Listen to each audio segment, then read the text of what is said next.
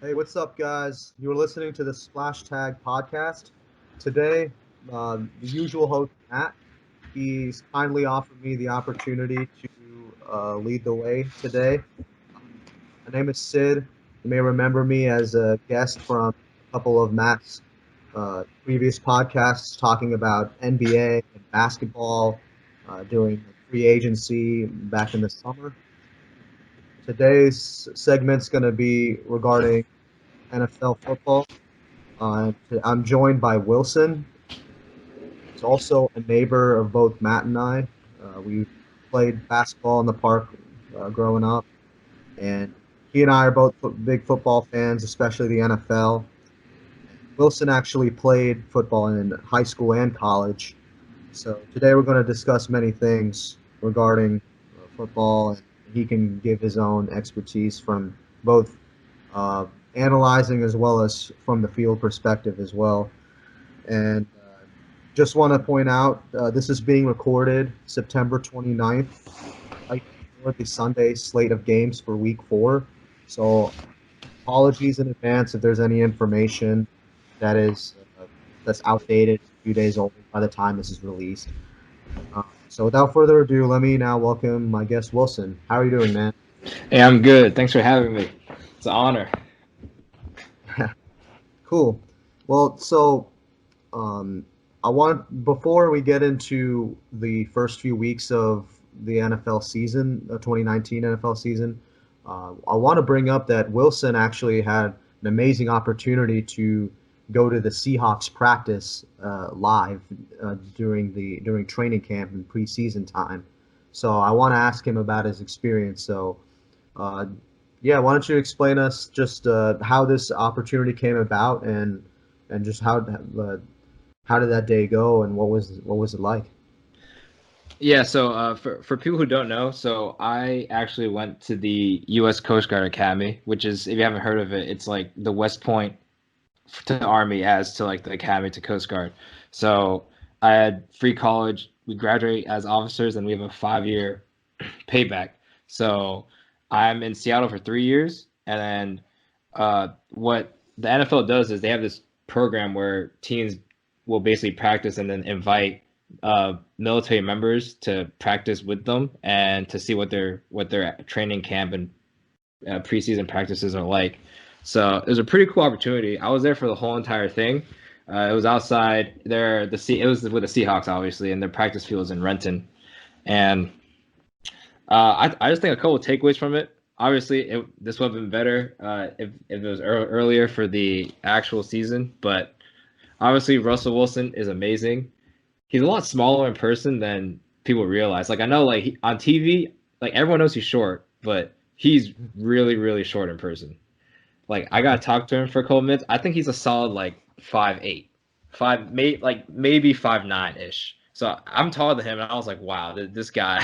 I don't know how he sees over his line, just which is ridiculous. Um, Paxton Lynch, I was actually impressed about, but he got dropped by the Seahawks, so there's not much to talk about there. But he was impressive. I met DK Metcalf.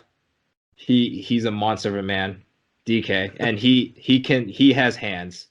I know a lot of people were questioning his hands before the actual season started. I mean, they're not really questioning anymore, but he caught everything in practice, which was ridiculous. And then obviously Tyler Lockett, just fast, speedy. I wish I was there for Jadeveon Clowney, but he got traded after I went. But it was an amazing opportunity, really, though. We gotta see like the offense practice and then defense and then them just do schemes and then run plays against each other and then we gotta do a little workout and boot camp with them as well. So it's a pretty solid time. Wow, very cool. Yeah, that's definitely a unique experience. Hope to be able to do that one day with really any NFL team. So, that's awesome. So now jumping forward, we've had the first three full NFL weeks of the 2019 NFL season. Mm-hmm. So um, yeah, now we're right now in the midst of week 4, so the first quarter of the season is about to be done, and so want to ask what are the main storylines or particular teams that have jumped out at you so far? Okay, to preface, I'm a Redskins fan, so if I sound a little biased, I apologize. But teams that have impressed so far. So I think obviously the Patriots, I mean, per usual, have impressed with and without AB. They honestly, I think their defense probably impressed the most because Yeah, technically, I think they have the number one defense right now, which is ridiculous, and they have a disgusting offense. Because they have Josh Gordon, they have, well, they did have AB play for one game against the Dolphins, caught a touchdown and like four catches on quarter, which is just insane. yeah, Julian Edelman, Dorsett is actually looking really nice. Also, it just man, the Patriots are just always good. I don't like it. yeah. They just have always a plethora of running backs too that they throw to. They just mix it up. They don't hmm ever have that one running back that they give like 20 carries a game. They just mix it up. They throw like three or four guys at you. No, they got James White, Rex Burkhead, um, Sony Michelle. It's just they're Yeah, always, but like their style of football is always just very fast, very very fast. Like I think Tom Brady probably throws he has one of the quickest releases in football, which yeah, prevents him from getting sacked a lot, which is how their offense works. But I know they've had like a pretty soft schedule so far right. in terms of well, just who they're playing. I can check real quick. I think all right. So oh yeah. So Jets, Dolphins, and the Steelers. So Yeah, they've the competition hasn't been all that great yet. Uh, mhm. Today is going to be their first big test. They're playing the 3-0 Buffalo Bills. Buffalo Bills. Yeah, I'm excited for Yeah, this one with Josh yeah, Allen. yeah, yeah, and it's nice because I think for many years, as great as amazing as the Patriots have been, if you really look at the rest of the AFC East division, they haven't really been challenged much. hmm So this will be very interesting if the Bills are the real deal this year, and those two will duke it out in the division. hmm So that I think for me that the Bills are another team that's impressed for me so far actually because I know people had doubts about Josh Allen. I know from watching him this year, his accuracy still isn't like the best, but I feel like his decision making's come up a lot with these games. And their their running back situation, I don't know if you looked into Devin Singletary too much, but I really like him as a runner. Like he's small. I think he's like 5'7", shifty. But the thing is, they haven't used him too much, which is the surprising part because he is good. I know they have Frank Gore, which is like their security blanket, obviously, Hmm. but overall, just pretty impressed with the play calling, with just pretty much everything about this team so far. Yeah, same here. And I haven't had a chance to watch a game live yet. I've only seen highlights, but yeah, Singletary's been impressive in the snaps that he's gotten. I do believe that as he should become more of a focal point in that offense. But yeah, it's just a good, well-rounded team. They have a very solid defense. Mm-hmm. So yeah, well, they're definitely one of the surprise teams so far. Um, what do you think about the Kansas City Chiefs and Patrick Mahomes? They're I think they're unstoppable, really. Yeah, Yeah, he. I know everyone's like, oh, Madden curse went up, but he's picked off exactly where he's left off from last year. This guy can throw every single pass imaginable, which is ridiculous. He doesn't even like Tyreek Hill got hurt week 1, mhm. and like they haven't missed a beat without him. I know they could be better with him, but then they have receivers like Demarcus Robinson, which just like comes out of nowhere. That he'll get like 2, 3 passes for like 100 yards and a touchdown, which is Yeah, ridiculous. Like it feels almost like Patrick Mahomes can will people to get open, which is insane. yeah, And yeah, for sure. their running backs also I know they have Damon Williams, LaShawn McCoy, so they're it's a solid team.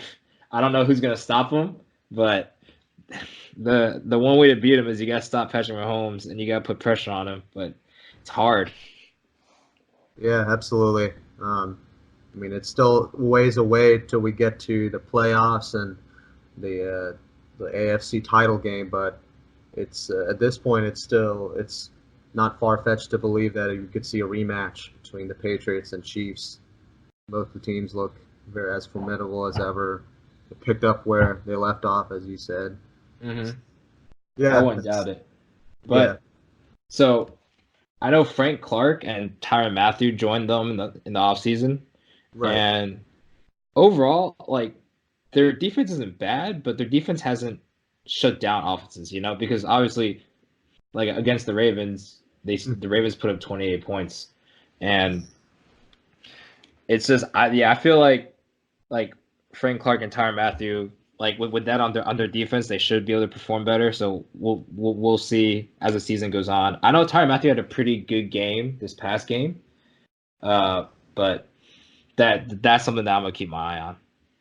Oh yeah, absolutely. I guess it's a matter of can they be the defense that just protects leads that the offense gives them by scoring a ton of points, or can they make a difference and make some key plays in pivotal games, because that's ultimately what costed them the chance to win the Super Bowl last year. They couldn't quite get a stop when they stop. Yeah. So that's the one thing is their defense. Yeah, I agree. So yeah, so now like jumping over to the NFC side, who do you believe are the top contenders? So. Oh man, so I think obviously the Rams are always here. Yep. But what's surprising is they haven't been using Todd Gurley as I think they would be, because he was a workhorse last season, and it's just like he's not getting the rushes that or the numbers that people are expecting him to get, and I don't know if it's from his injury or his arthritis that he had, but they're just not using him, so that's a questionable part of that offense right there. Yeah. I think they're probably playing the long game approach. They don't want him to wear down as the season goes on, because last year what happened was he was not 100% for the playoffs and for the big games against the Saints and Patriots. Yeah. I think they're being very cautious with him from the start, and I know they have is his name Malcolm Brown? Is that the backup?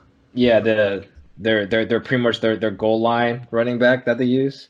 Mm-hmm.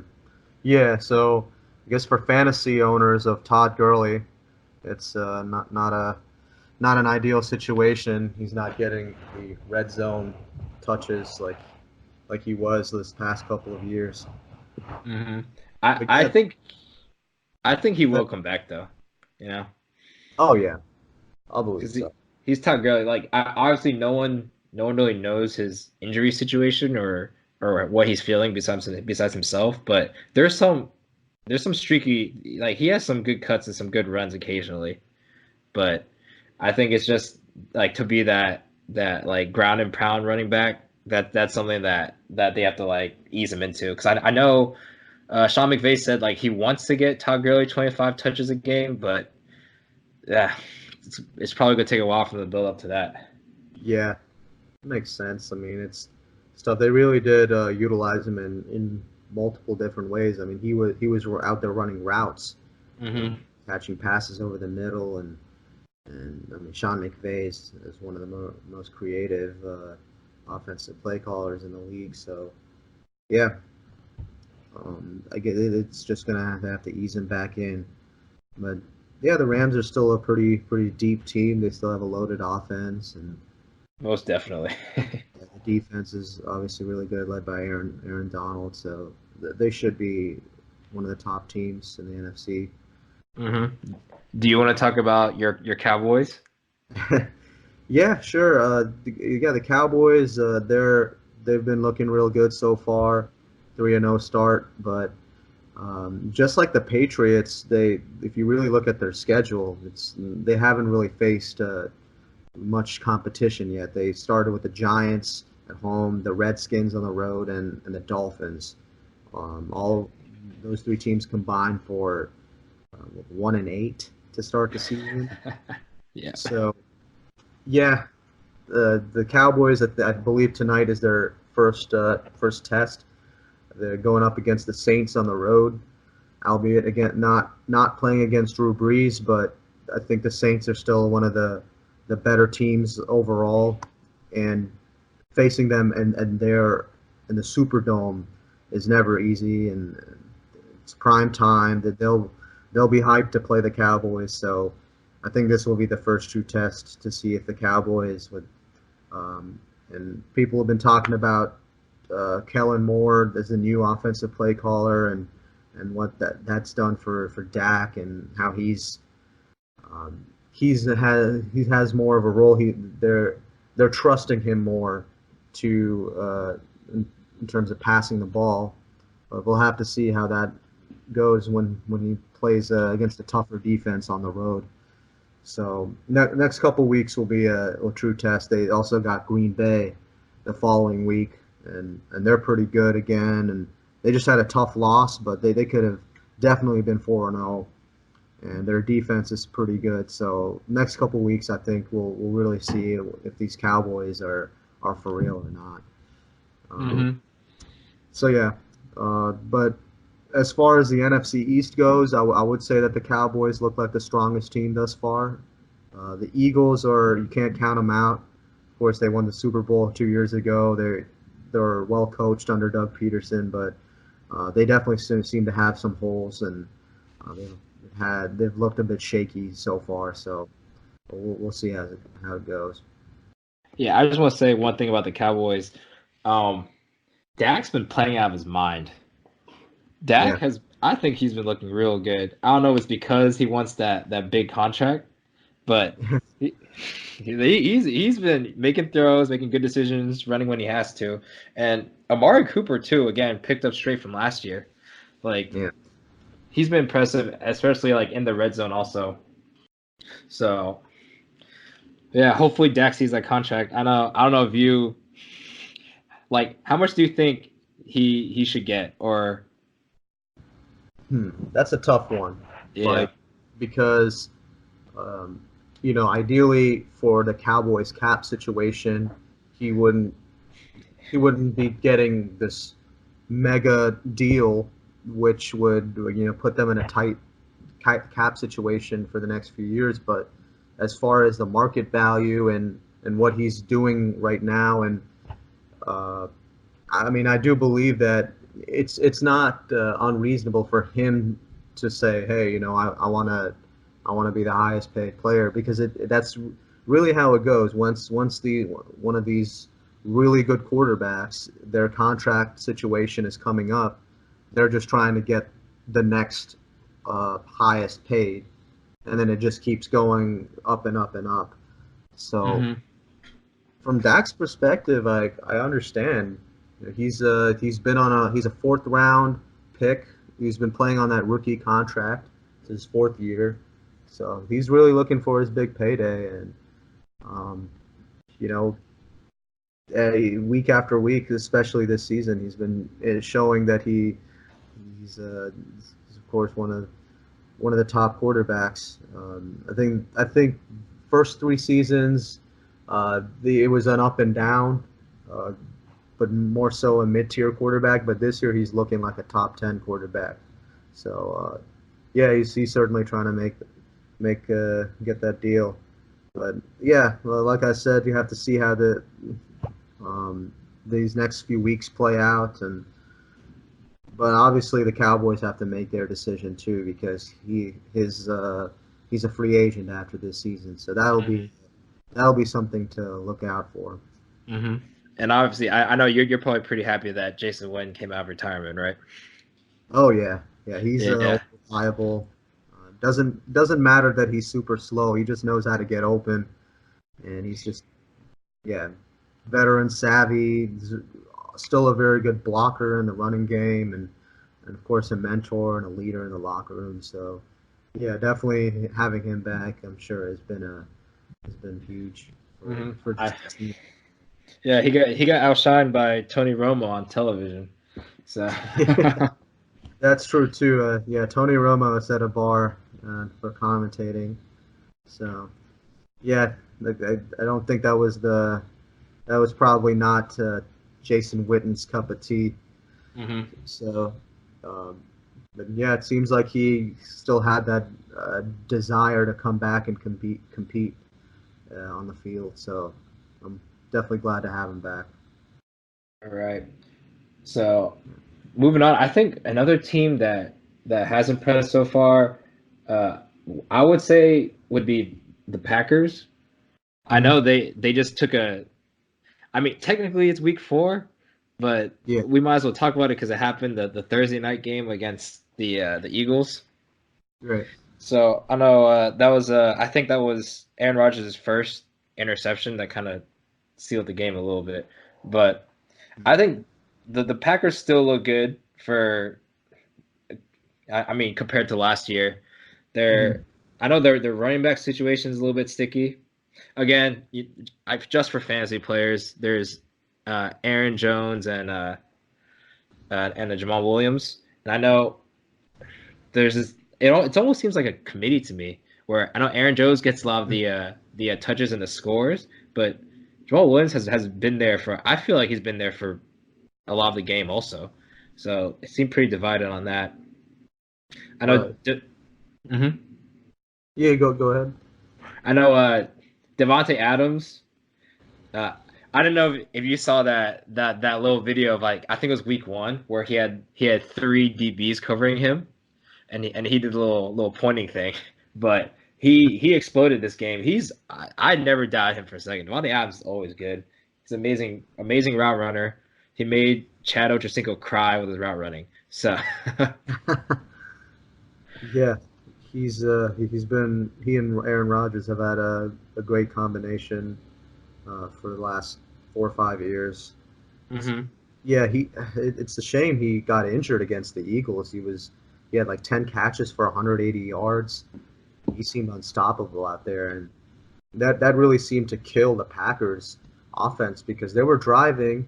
They eventually got to the 1 yard line, and this is also just probably bad play calling because you get to the 1 yard line, you 4 straight passes incomplete and turnover on downs. That's inexcusable. You have to wonder if Adams was on the field, if things would have been different. And same with the next possession, which was their last, when they were trying to tie the game and they got to the goal line again. And Aaron Rodgers did throw into double coverage and it got tipped and hmm off. But yeah, the Packers offense just did not seem to be the same without him. So yeah, well, turf toe's rough. yeah. Turf toe's rough. Um, So hopefully he's not out for too long. I know the only I think the good thing about this game though is that they actually used Jimmy Graham again, right, that's true. which is good because I know like he hasn't been really targeted or been doing too much until this game because he's a giant target Hmm. in the end zone.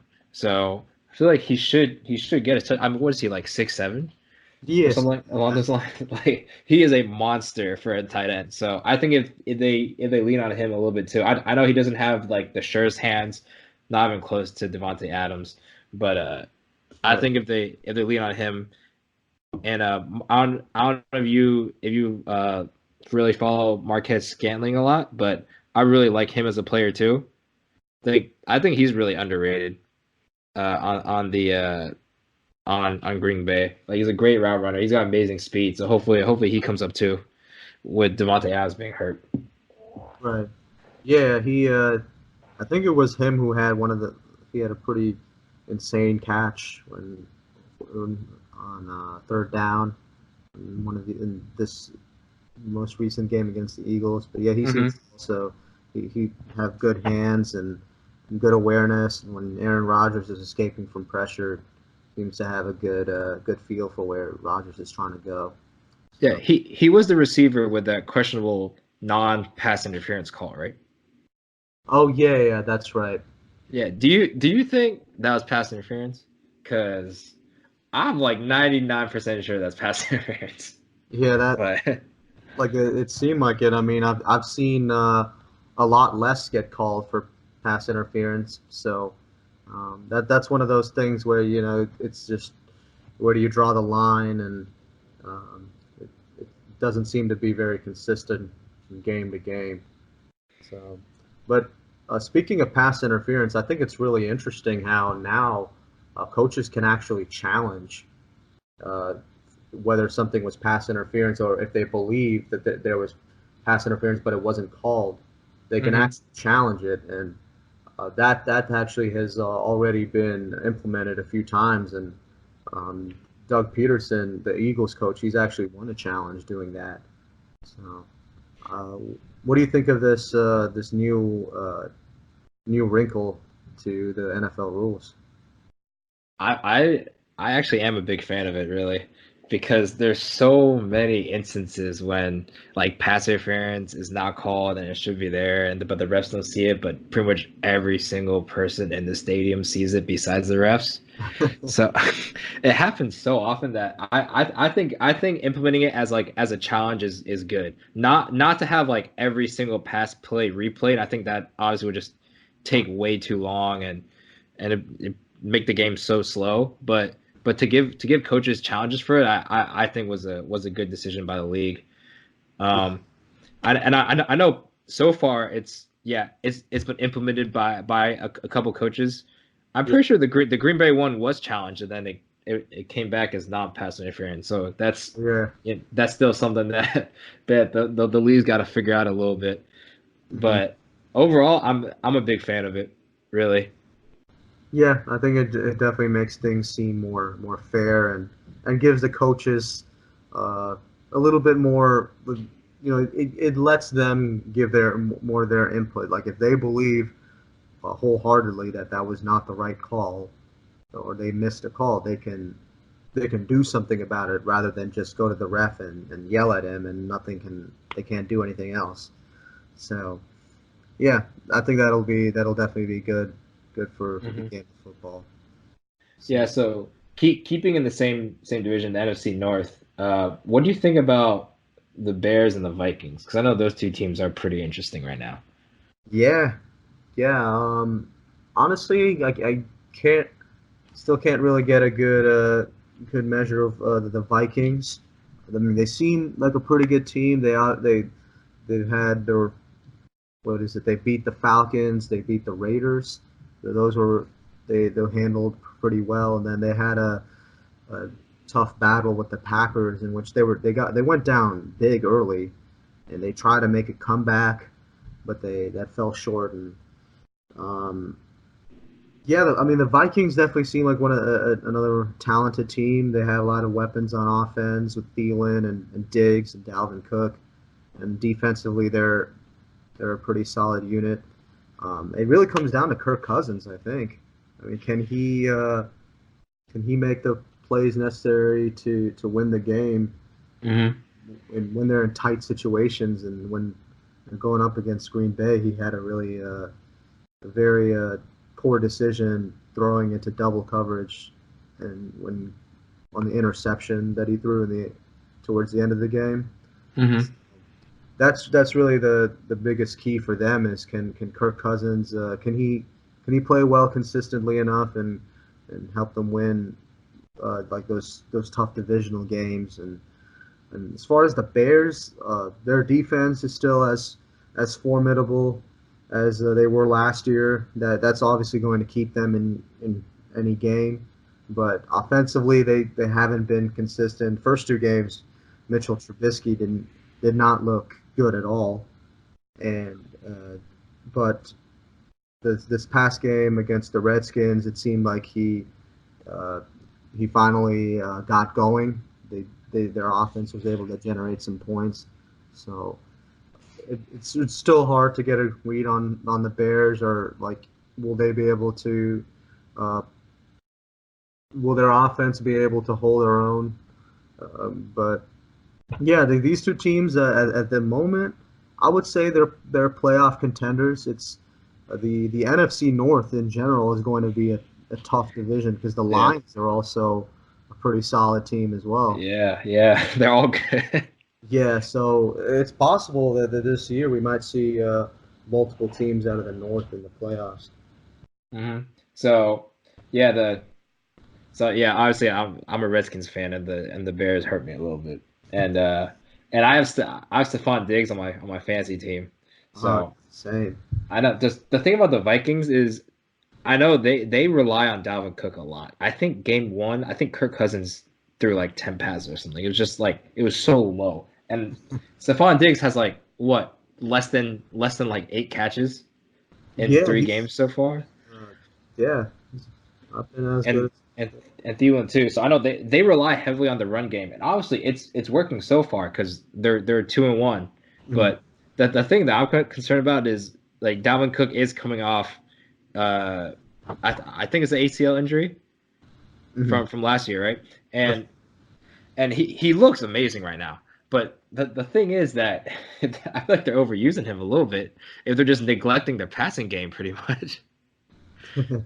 Because Yeah, I know Stephon Diggs and Adam Thielen are like they're like the duo in the NFL because they're both amazing. Like when they're good, they're both wide receiver ones, but it's just because they're not throwing a lot, and it's it's I think eventually like when teams figure out how to shut down their run game is and when the pass comes up, that's when Kirk Cousins is going to come up to the test again because he's making a lot of money for not throwing a lot of passes so far.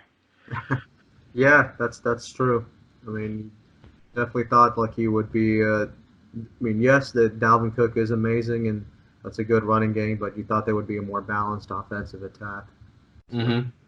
I'm Yeah. they're going to have to be that get to that point in order to continue their success and get back to the postseason. Mm-hmm. You want to talk about some struggling teams real quick? Sure, yeah, All right. Well, I'm gonna start with the Redskins because we just talked about the Bears. yeah, So, go for it. yeah, the last game hurt a lot.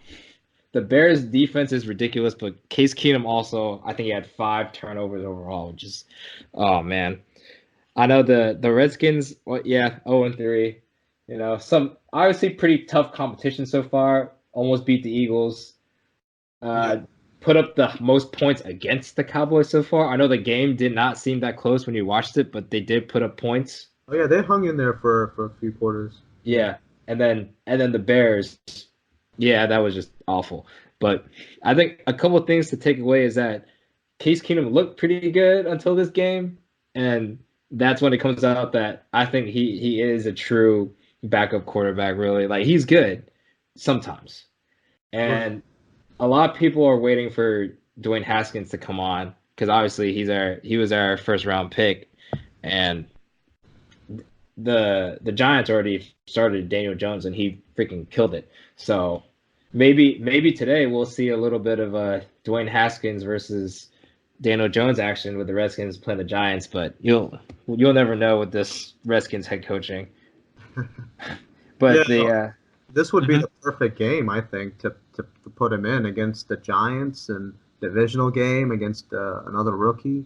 Oh exactly, and it's because I think it's even more coincidental that like the Giants were where everyone projected them to pick Dwayne Haskins as their first round pick, and then all of a sudden Daniel Jones came on. Everyone's like, "What the heck?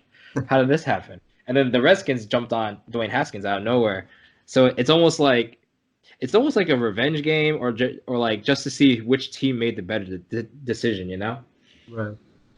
But yeah, I know the Redskins defense was projected to impress because after the draft happened, I'm not gonna lie, I was so happy that like Dwayne Haskins, we had Montez Sweat that had the heart condition but didn't, who was playing on the D line, and then Landon Collins got signed from the Giants. Oh, that's also a revenge game for him too when he goes to play against the Giants. But Right. the defense was projected to do well. Josh Norman too, obviously, who was a really good quarterback. our defense was projected to do really, really well. But I think Josh Norman's I think he's given up the most touchdowns so far out of every cornerback. So it's just the defense still needs work. Offense, honestly, we're in that weird zone of when are we going to play Dwayne Haskins? The one good thing about this season so far has been Terry McLaurin.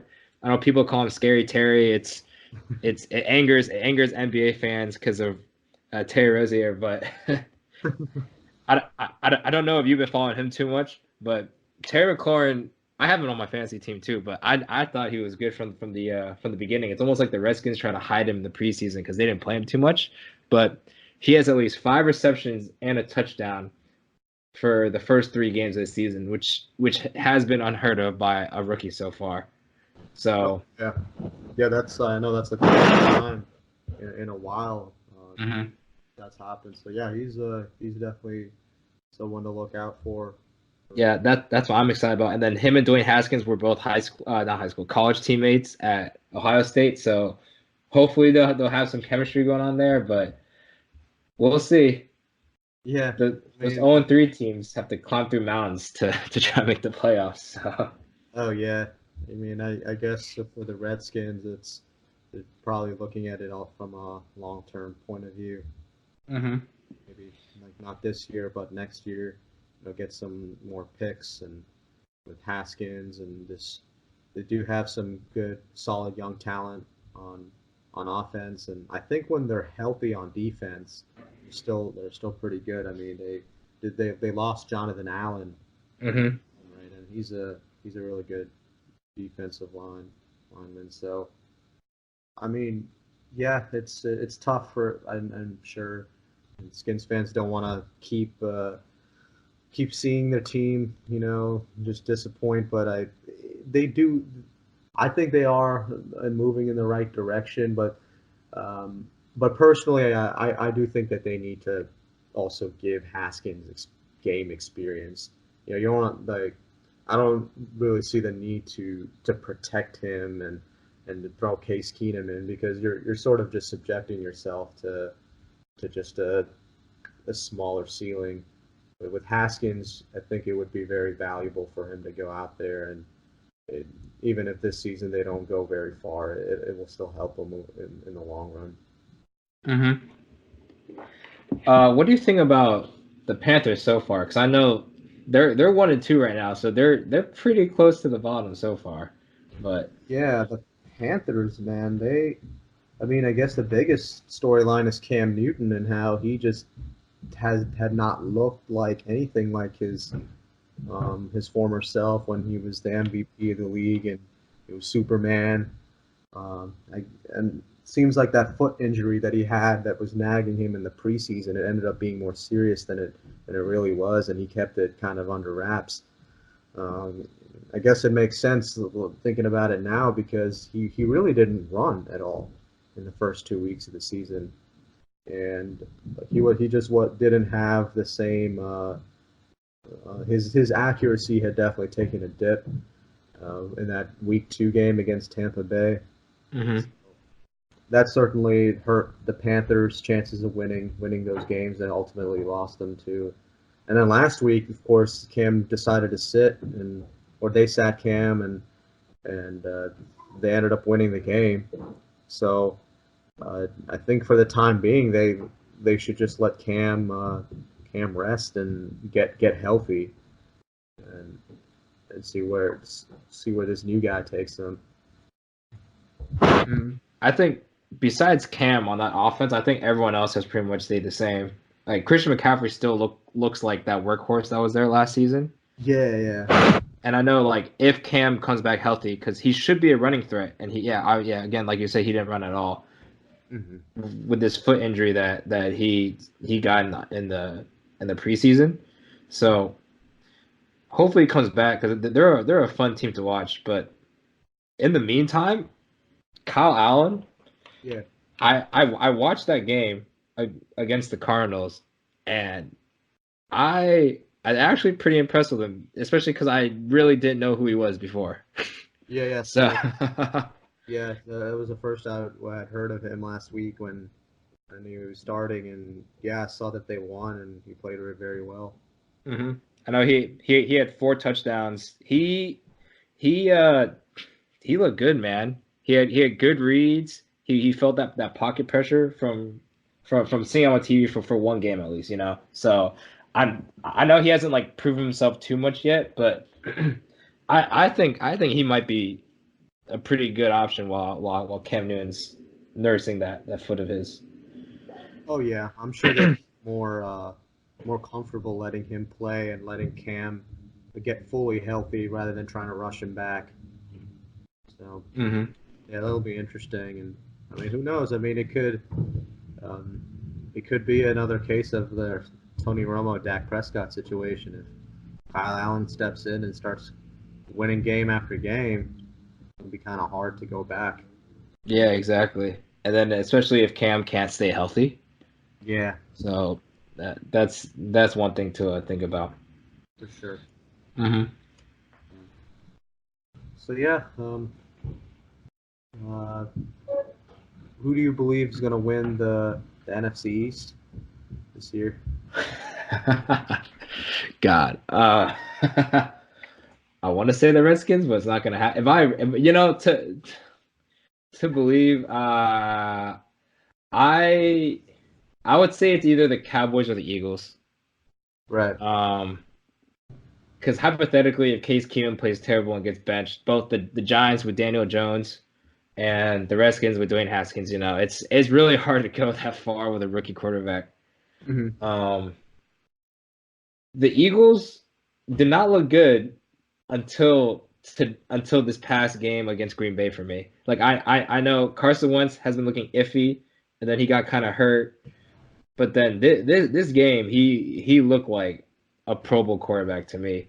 And their defense, I know they still got scored on, but in the fourth quarter, they came up. Like I think they came up out of nowhere against Green Bay, shutting down Aaron Rodgers, especially at the goal line. So the Yeah. Eagles are. Yeah. I think the Eagles are more of a. Well, Green Bay is pretty much the only real opponent, but I think that they've had a tougher schedule than the Cowboys. Mm-hmm. So I think that the Cowboys, like, when in adversity, I want to see how well they do before I make a little judgment call on that one. But I think the Cowboys and the Eagles are both looking pretty good right now. So honestly, it's probably gonna be the Cowboys, to be honest. But I hate to say it, but but Yeah. we'll see.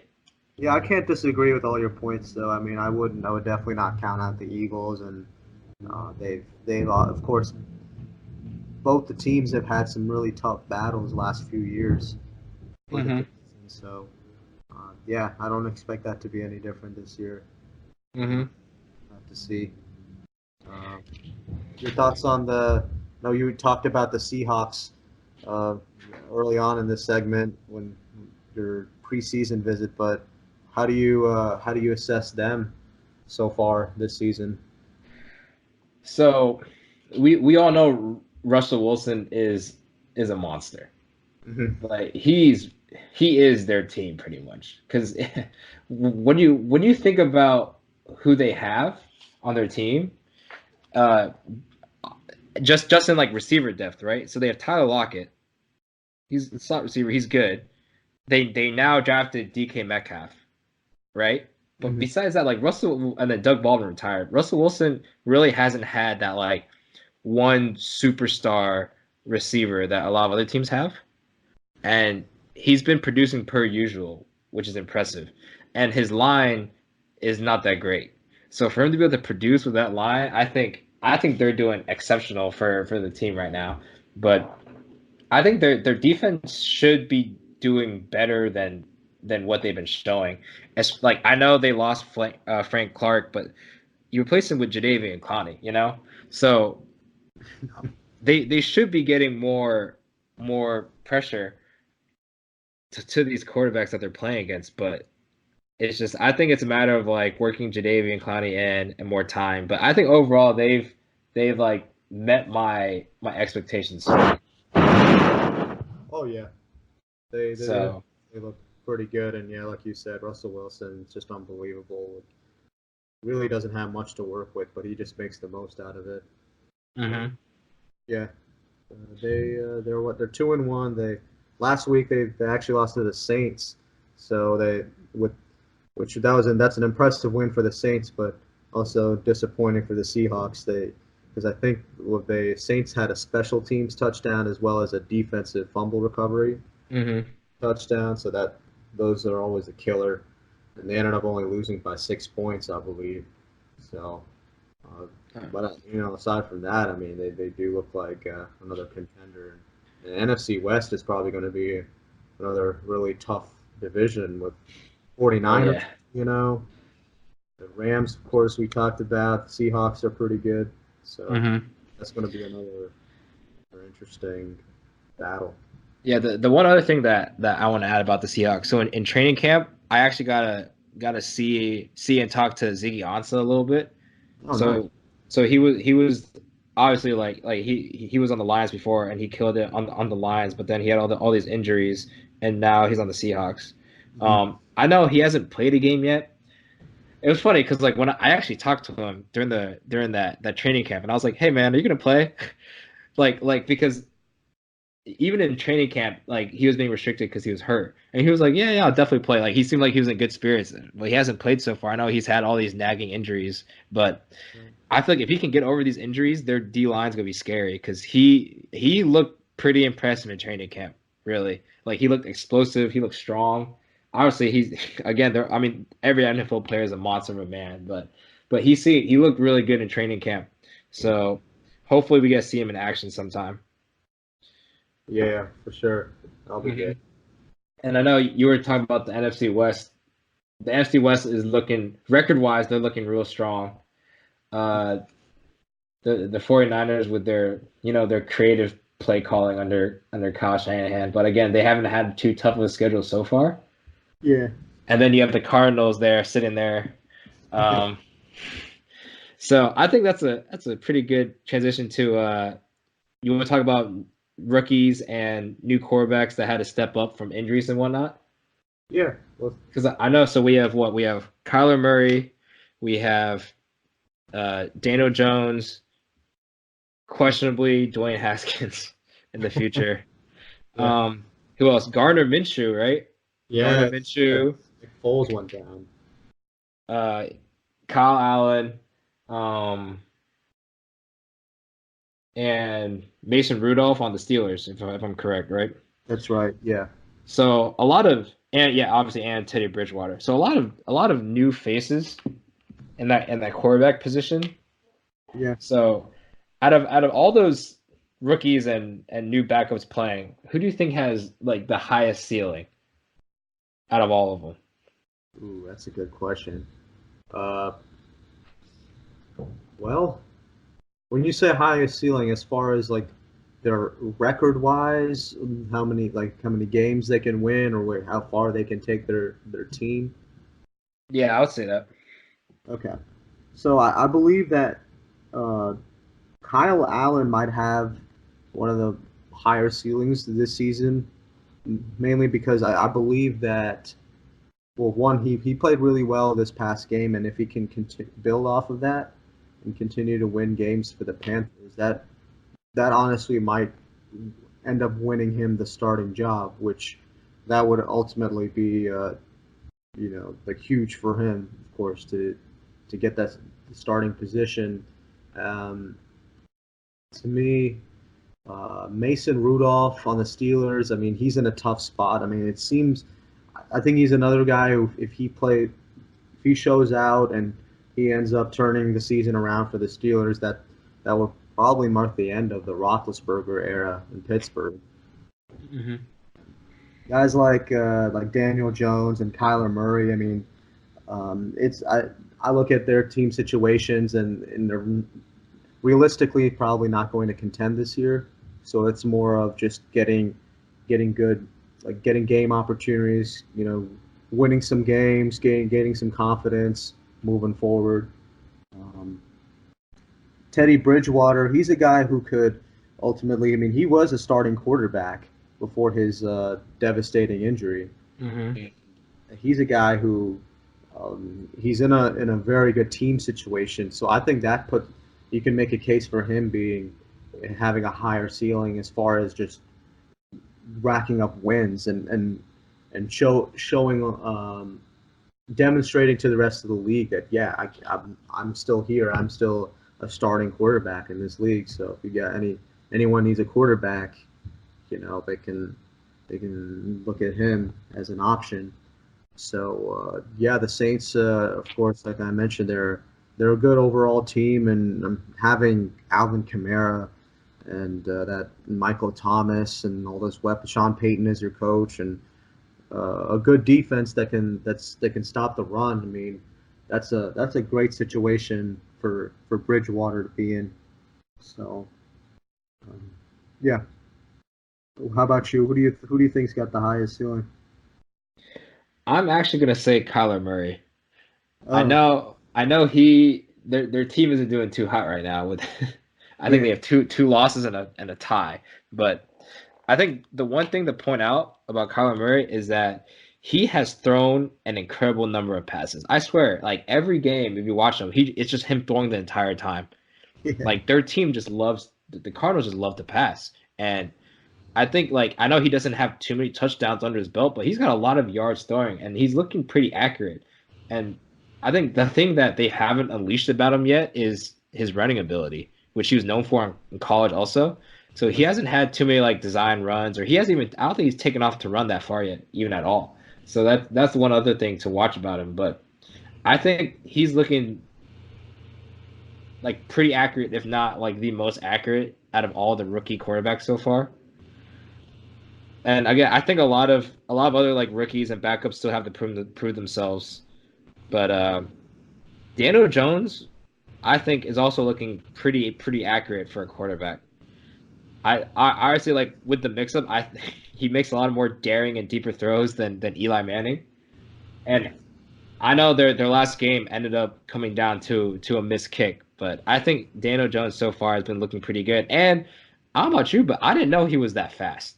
Like he looked pretty quick when he had those design runs and that oh, yeah, yeah. And then, I yeah mean, he was looking quick. Um, I think Mason Rudolph needs a little bit more time to get into that role because I don't think he was expecting to play, because obviously you're not going to expect to have Ben hurt his elbow and be out for the season. yeah, But I think over time that team with Mason Rudolph is probably going to do better than people expect them to do. I know that the run game does need to come up a little bit with I know James Conner's been shut down a lot, but they still have Juju, they still have options, so hopefully they do well. Um, the one who's come out of nowhere, obviously, is Gardner Minshew, my guy on the Jags. Uh, Again, he's got a lot to prove for himself, but I love his character. I love what he stands for. That's that stash that's always there. But I think he's a good game manager. So with Nick Foles out, I know a lot of people already even with Nick Foles, a lot of people were already like, "Oh, this team's not gonna do that well." But but now with Garner, he's almost like the spark that they're carrying on. So I think that's another team to look out for. The only the only person that we've neglected so far is Luke Falk on the Jets. So oh man, the Jets. That's oh so the situation. the good old Jets. So you Yeah, have Sam Darnold who got mono. right. Oh man. So I don't know if you had mono before, but Not. it it's crippling. Like you're just exhausted the whole time, Mhm. pretty much. But I mean, he's an NFL quarterback, you know. Like I don't like if he's out for more than like if he misses more than 3 games because of this, I would say that's pretty bad. Yeah, But it's rough.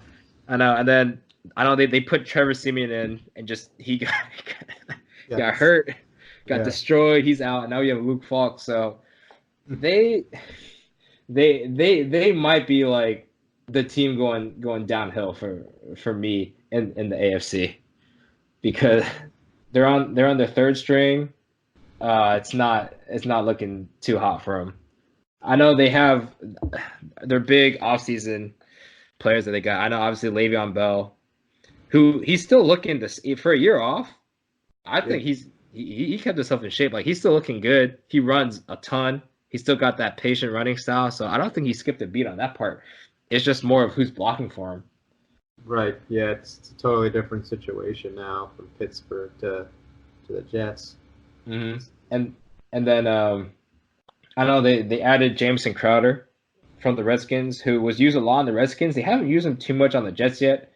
Honestly, probably half of because of their whole quarterback situation. But that's something to look out for. But I feel like the Jets got a lot going on for them right now. So hopefully they'll come up a little bit. But I feel for Luke Falk, especially to have a third string quarterback start. So Yeah, this me too, man. That's one thing. Yeah. But speaking of the AFC though, I think the one team that's actually surprised me the most for being not great would probably be the Broncos for me. How about you? I actually had a bit of faith in Joe Flacco going to the Broncos, like a new change of scenery, getting Emmanuel Sanders back, having Cortland Sutton, and then having their two pretty good running backs and Royce Freeman.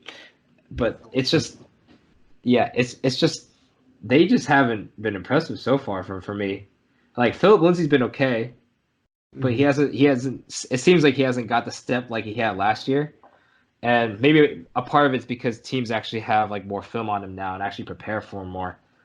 And I think Joe Flacco's been on and off in his games because like some games, I feel like Emmanuel Sanders too. Like he came back from Achilles injury and he looks amazing to me.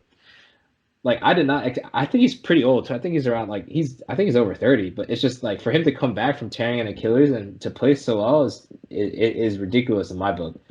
But I think that offense needs to step it up a little bit, and their defense too. I know they have Von Miller and Chubb, and they should be good. If I'm not mistaken, I don't think they have like a sack or a turnover on defense so far this season. Oh wow! Which is, that's definitely not characteristic of Denver Broncos defense. So wow. I know they're 0-3. Obviously, Steelers are 0-3, but I think they're slept on the most. Yeah. So which one of these teams that they're at the bottom right now of the divisions, like 0-3, 1-2, which one of these teams do you think has the highest chance of coming back and making a playoff run? Ooh, that's a good question. I mean, the Eagles are 1-2, so technically I would definitely say I would put them in the category of like a strong candidate. They're 2-2 now, right? Technically, because of the Thursday game. Right. Yeah. My mistake. Yeah. Okay.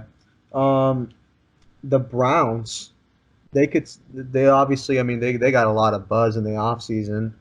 And of course, that's a team right there. Yeah.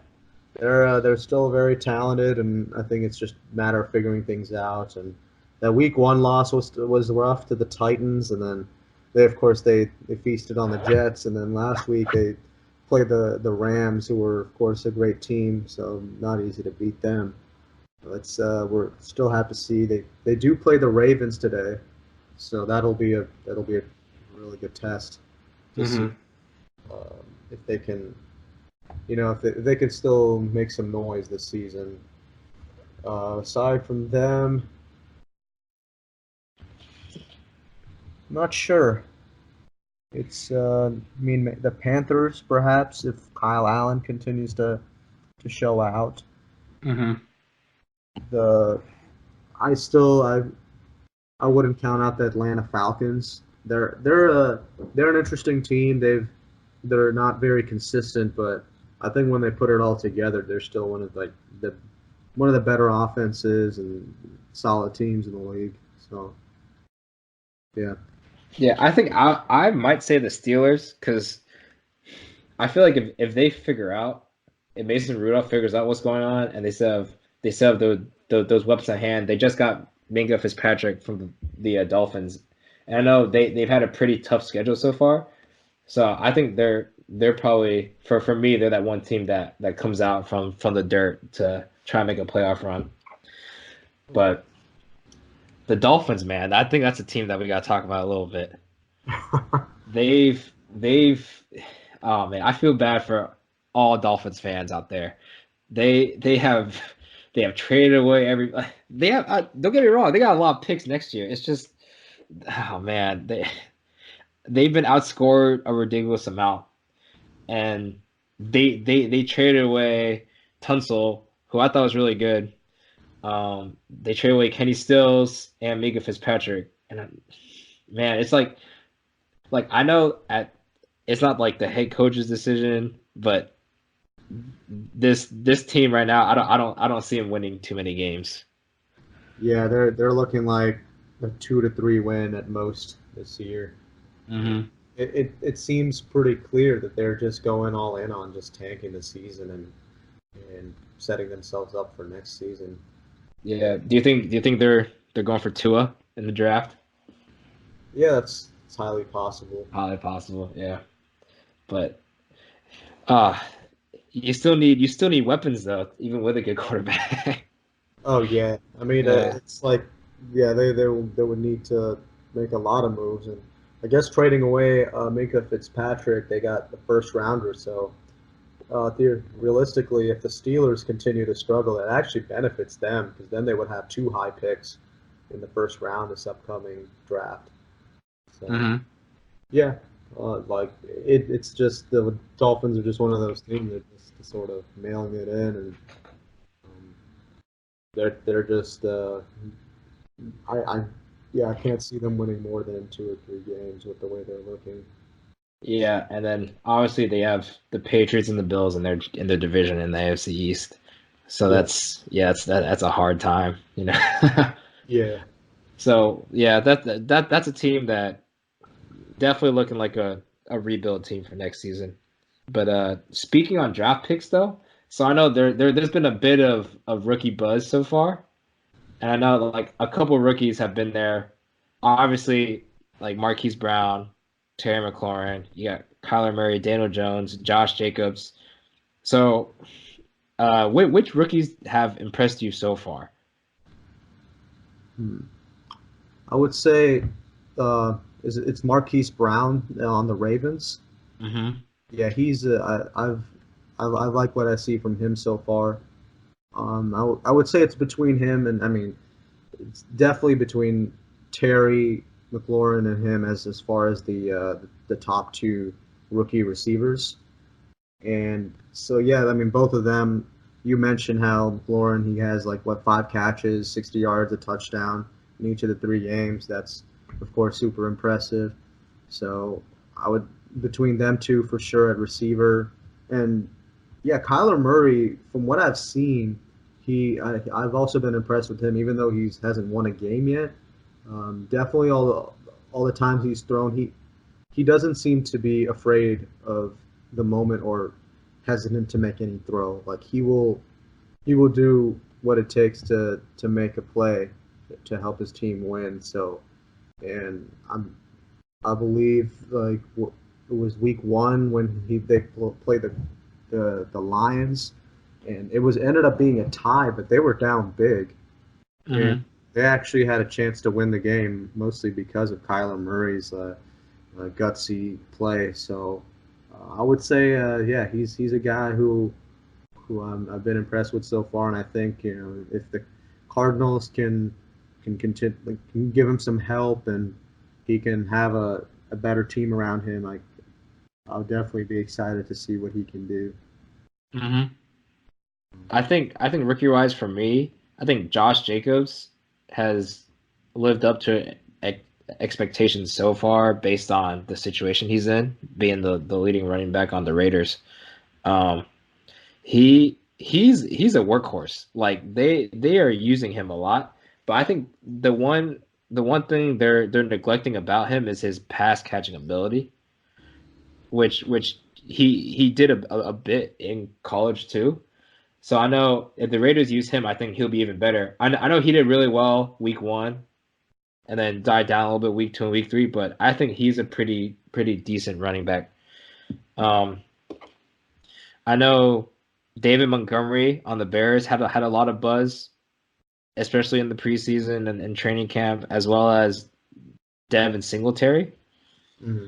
So I know with those two new rookie running backs, I think David Montgomery. I don't know if you've watched him too much because he's been played sparingly inside the Bears offense, but I think he's a really good runner, and he can make some quick cuts. It's just how they use him. So I think that's one rookie to watch out for, and obviously Devin Singletary that we talked about a little bit before. He's explosive, and for being 5'7", I think he's gonna be a really good player if he can stay healthy and that they use him correctly because he's small, he's fast, he's elusive, but he's also strong. He's a strong running back. So I know those for me are those couple of rookies that I'm watching out for, especially on fantasy too, because I know a lot of people don't really pick up rookies on fantasy too much. So that's one other thing to point out. Oh yeah, no, rookies are definitely a good way to pick up some gems, hidden gems, and on your fantasy team. Mm-hmm. Are we allowed to talk about fantasy for a little bit? Is that one of those topics that we can talk about? Yeah, by all means, yeah. All right. Yeah. So fantasy wise, which players do you think have like impressed and disappointed for you so far? Fantasy wise, So I mean, Patrick Mahomes, of course, is still a machine. Fantasy, he's my starting quarterback, so I have no issues with that. No regrets for picking him. No regrets, yeah. Um, For running backs, like Kamara, he's of course still a workhorse. Um, I'm trying to think right now off the top of my head who have been like the surprise fantasy studs this year. I'd have to. Mark Ingram has been playing exceptionally well. Mm-hmm.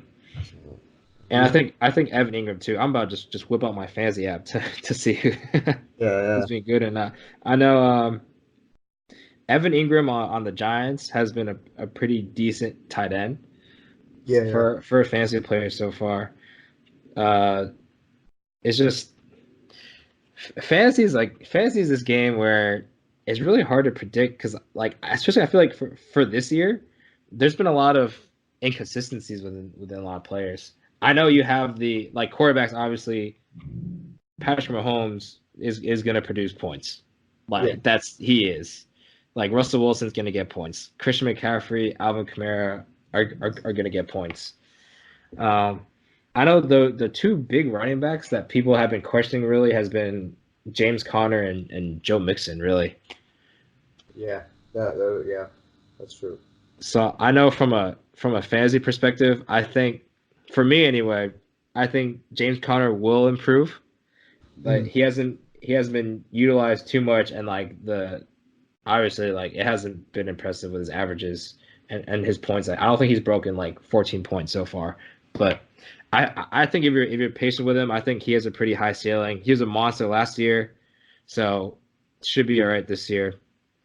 I know with Joe Mixon, oh man, the Bengals line is not very good at all.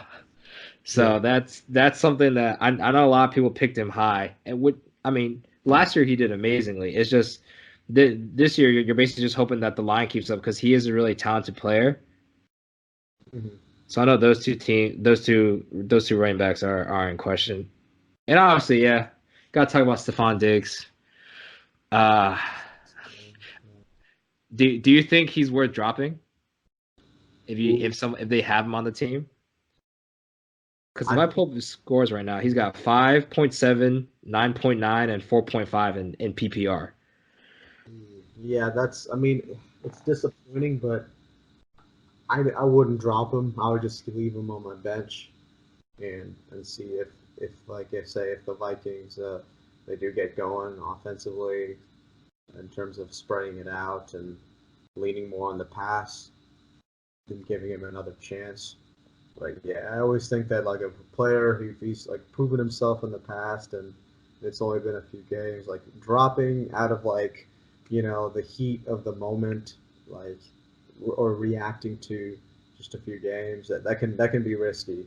I've seen it happen where they drop a player and thinking that, oh yeah, he's no good anymore, and then he ends up he gets going later after they drop him and someone else picks him up and they benefit off of it. So that's true. It happens. Yeah. So Diggs would be one of those players where I would just keep on my bench and just wait it out. Just yeah. You can always explore trades too. I mean, that's another thing. Mm-hmm. I feel for every player who drafted AB. I really do. Oh Yeah. man, I think that's one other thing that we can talk about here. Obviously, he's not in the NFL currently. Yeah. If he's on your fantasy team, I know there's been a little bit of buzz that like he was saying, his agent was saying, oh, there's a couple teams interested in taking him or whatnot, but it's just, man, like I feel like if he's on your fantasy team right now, I'd hold on to him for a little bit, but I feel like there's probably like a pretty small chance he's coming back this year. Yeah, no, for sure. I mean, like after the whole Raiders thing, like yeah, it made sense to sort of wait it out. And of course, he got out of the Raiders, he joined the Patriots, and I'm sure that the fantasy owners must have felt like, oh, okay, this is going to be even better. And then he gets dropped from the Patriots, and now it's like, oh, is he really going to go be on another team this year? So, I know. And especially because I feel like the Raiders definitely feel like they got gypped a little bit because they traded for him. They traded like picks for him, right? They traded picks for him, and then now it's just, oh man, I know people were thinking AB was scheming a little bit, getting picked up by the Patriots immediately after the Raiders released him. Yeah, it's just he just surrounds himself with drama. He's an amazingly talented player. A very, very talented player, as you can tell. I know it's against the Dolphins, but the freaking 14, I think it was 14 routes he ran, got targeted 8 times by Tom Brady. He had 60 yards and a touchdown against the Dolphins. He's a difference maker on a team. It's just everything that comes with him, all that baggage, all the drama, from freezing his feet off to the whole helmet thing to to now all these allegations against him. I feel like it's just never ending for him. So I don't know if maybe if a team really needs a receiver, they could get him. Mm-hmm. A couple people were thinking that Pitt might pick him up again, but I don't think the Steelers want him back. Oh yeah, I mean, it's hard to see a team wanting to take a chance with all the unnecessary drama because, I mean, he is still going at it too on Twitter with some players, just beefing and trying to just go at them. So it's just one of those things where what can you do if you're a team? Can you trust him at all? So I know Pete Carroll did say that because obviously the Seahawks have been weak in the receiver department. That when he got released by the Raiders, that Pete Carroll pursued it really strongly, but then he said that he knew AB was going to the Patriots. I think the Seahawks would do really good with AB, but I think we have to wait till all these allegations play out. And because I feel like with all these stories, I feel like a suspension has to be coming or something along those lines. Yeah, that would be fair. So yeah, I think that's true. Just have to see where this goes and decide accordingly. Yeah, but at the end of the day, super talented player. Just he has. It's really a shame. He's one of the exciting players to watch too. I know he's good. It's just man. So yeah, if you pick him with fantasy, I'm so sorry. I know there is one player that actually caught my eye in the NFL realm and the fantasy realm was that I don't know if you saw that Jay Ajayi he pretty much told every team that he's healthy now. Yeah. So I don't know if you're too much of a fan of him, but I thought he was really good on the Dolphins, and I know he got hurt, but I think he's a comeback player, man. He's a good rusher, I think, in my eyes. Yeah, I mean he was on the Eagles not too long ago, and he was pretty good over there. So yeah, no, I wouldn't surprise me. I mean, see him still show that he's got a little bit left. Yeah. Which team do you think needs him the most? Because I feel like, in my opinion, I feel like that if they can get him for cheap, I think the Giants, obviously, right now with Saquon, and maybe the Bucks with their rushing situation. Yeah. Or the Redskins, you know. Yeah, unfortunately, Geis can't stay healthy, so that's the Packers perhaps. I mean, Aaron could sure use a running back. I mean, they don't really seem to be leaning one. Like they're splitting time with Aaron Jones and Jamal Williams, but perhaps Ajayi could give them another element and a more reliable goal line option. So, yeah, I feel like. Sorry. Yeah, go ahead. Oh, I was gonna say I feel like a big trend right now is a lot of teams have this like committee almost. Yeah. That they've been rotating. Even like the 49ers with all their running backs, the Broncos, the Bucks. Everyone's been just rotating running backs through. Which is a good and bad thing. Because obviously, when you give people less touches, they are at less of a risk of injury. Yeah. But at the same time, I feel like it takes away from players being able to shine as well. So that's one thing to think about. I think Jay Ajayi, like obviously, because that's how the Eagles literally have like, I swear that they have 5+ running backs at all times. Like they just have people in the backfield just running. But I think Jay Ajayi has the potential to turn the team around if he's as good as he was before and as explosive as he was before. Yeah, I mean I can't disagree with that. If he can get back to what he was, he will definitely help any team. So, and that's true about what you said about the committee approach. That is starting. I mean, the Patriots have been doing it for years now, and I mean you're seeing like of course the Rams, they're cautious with Gurley, and then even the Cowboys, even though they paid Ezekiel Elliott that big deal right before the season, I mean they're starting to use their rookie Tony Pollard more. And like last week was they each rushed for over 100 yards, so probably wouldn't surprise me to see them try to feature him more moving forward. So I guess it's also just a matter of not wearing down the star running back as much in the regular season. So yeah,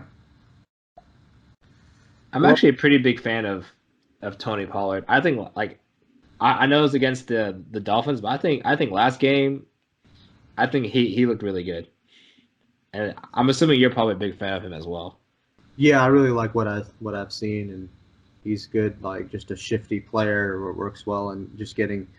You'd think he's about to get tackled, but he somehow finds his way for a few more extra yards, and he's a good also he's good at receiving option out of the backfield. I know they've featured him in that regard too, so I could see them using him in multiple ways.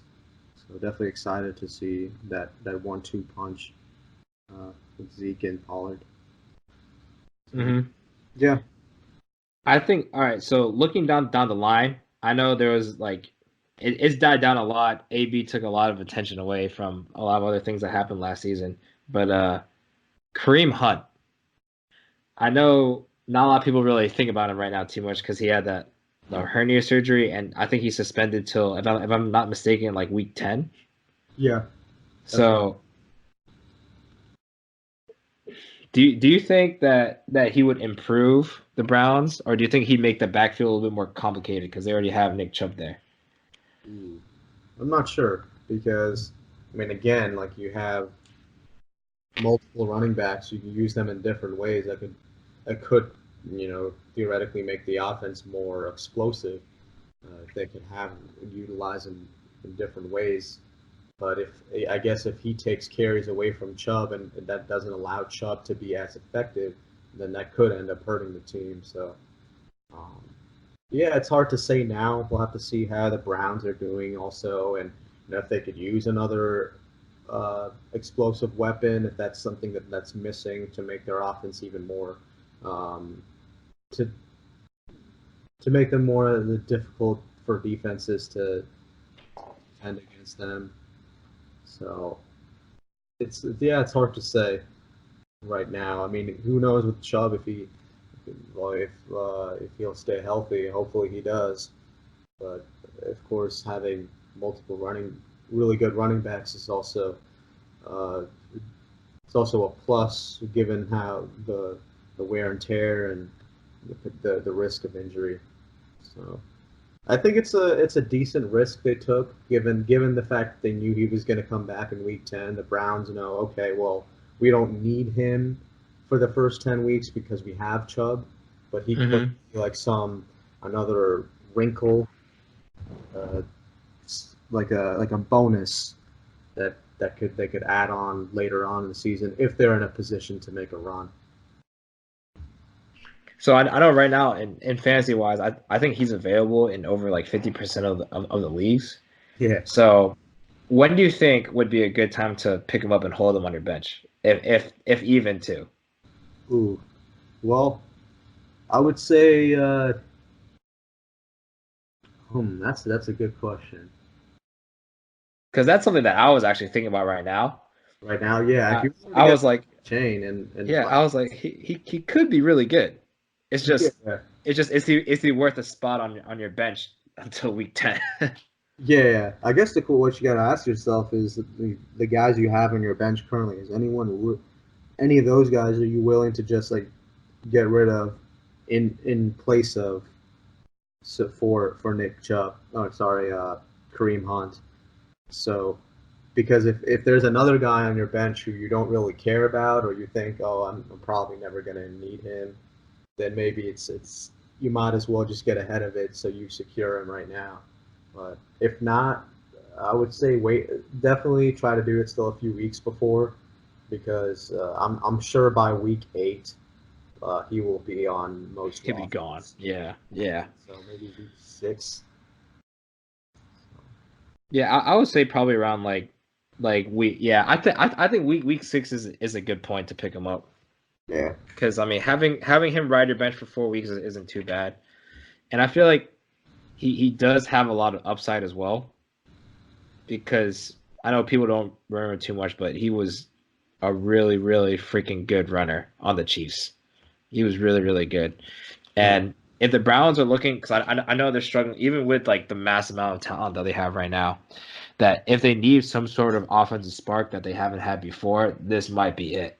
And hopefully week 10 isn't too late for that to happen. If this trend if they keep losing or keep not performing up to standard. Yeah, that makes sense. So, well, we'll see. I mean, I do think the Browns can turn things around. They can still be a contender this year, but they'll have to figure it out themselves. I mean, they are very talented. Mm-hmm. Yeah. So, anyway, yeah, it was great to talk football. We could go on and on, I'm sure. Oh, dude, there's endless things to talk about with football. Yeah. Oh man. We are approaching less than 30 minutes before the first slate of games start. So I guess that's a good time to, if you got any last minute fantasy moves you got to make, this would be a good time. But yeah, Wilson, I want to thank you for joining me today. I hope to do this again really soon. This was super fun to talk football. Yeah, thanks for having me, man. I had a great time. So hopefully we do this again down the line. Recap a little bit more. See which teams have done better or worse. Which fantasy players have done better or worse. So yeah, definitely like sometime middle of the season would be a good point to get right back to it. Mm-hmm. So. Yeah, also I want to thank the listeners for tuning in. If you haven't already, it would be greatly appreciated if you subscribed on whatever platform you are listening on, Apple Podcasts, SoundCloud, Spotify, or YouTube. Once again, thank you for listening, and we'll catch you next time. Yep. Thanks for having me.